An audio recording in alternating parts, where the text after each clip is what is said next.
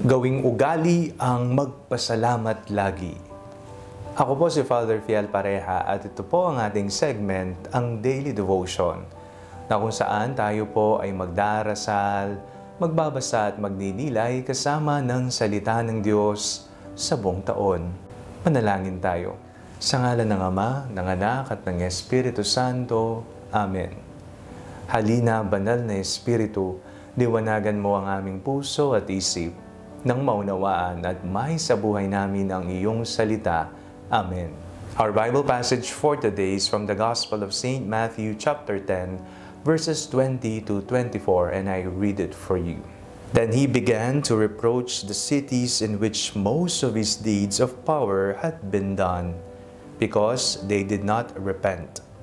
Woe to you, Chorazin! Woe to you, Bethsaida! For if the deeds of power done in you had been done in Tyre and Sidon, they would have repented long ago in sackcloth and ashes. But I tell you, on the day of judgment, it will be more tolerable for Tyre and Sidon than for you. And you, Capernaum, will you be exalted to heaven? No, you will be brought down to Hades. For if the deeds of power done in you had been done in Sodom, it would have remained until this day. But I tell you that on the day of judgment, it will be more tolerable for the land of Sodom than for you. Isa po siguro sa napakasaklap na maaring sapitin nating mga taga-sunod ni Kristo o maging ugali natin ay ang hindi marunong magpasalamat. Kapag po ba tinutulungan kayo, binibigyan kayo, kayo ba'y nagpapasalamat sa mga tao na tumulong at nagkaloob sa inyo? Ang taong marunong magpasalamat ay isang masayahing tao. Masaya siya na siya ay pinagkalooban. Masaya siya sapagkat may taong may concern sa kanya. Masaya siya at nagpapasalamat sa Diyos sapagkat hindi siya nag-iisa, mayroon siyang karamay, mayroon siyang katuwang. Sa ating pong binasang Ebanghelyo, napakinggan po natin mga bayan na sinabihan ng Panginoon, woe to you, Chorazin, woe to you, Bethsaida. Ang daming himala, ang daming mabubuting bagay na naipamalas sa iyong bayan, pero hindi kayo nagbago. Walang pagbabagong nakita ang Panginoon. Sinabi pa ng Panginoon, kung sanang ang mga himala, ang mga mabubuting gawa ay nangyari sa ibang bayan, baka pa doon makita natin ang pagbabago. Hindi po sana sabihin sa atin ng Diyos iyan.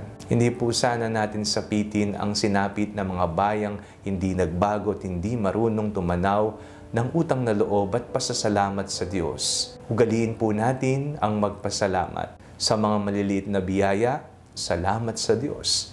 Sa mga malalaking biyaya na nanggaling sa Kanya, salamat sa Diyos.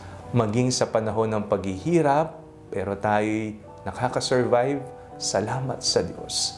Sa panahon na tayo ay nariyan, buhay pa rin, humihinga, gumigising sa umaga, salamat sa Diyos. Sa mga panahon na tayo kumakain at may mga pagkain pa tayo sa mesa, salamat sa Diyos. Ang daming bagay na kailangan nating maging grateful. Ipagpasalamat natin ang mga ito sa Panginoon. Manalangin tayo. Panginoong Jesucristo, maraming salamat po sa lahat ng mga biyayang ipinagkakaloob niyo sa amin. Ito man ay maliit o malaki. Panginoon, tanggapin ninyo ang pag-aalay ng aming mga sarili bilang pagtanaw ng aming utang na loob sa iyong kagandahang loob sa amin. Amen. Sa ngalan ng Ama, ng Anak at ng Espiritu Santo. Amen. Huwag po ninyong kalimutang i-like ang video ito. Mag-comment po kayo and share it with your family and friends. Ang Panalangin Bago Matulog ay may sariling Facebook page na po. Huwag niyo pong kakalimutang mag-like at mag-follow dito, and do not forget to subscribe to our YouTube channel. I-click niyo lamang po ang link na nasa description ng video ito. O kaya naman po, just search Father Fiel Pareha. God bless you po.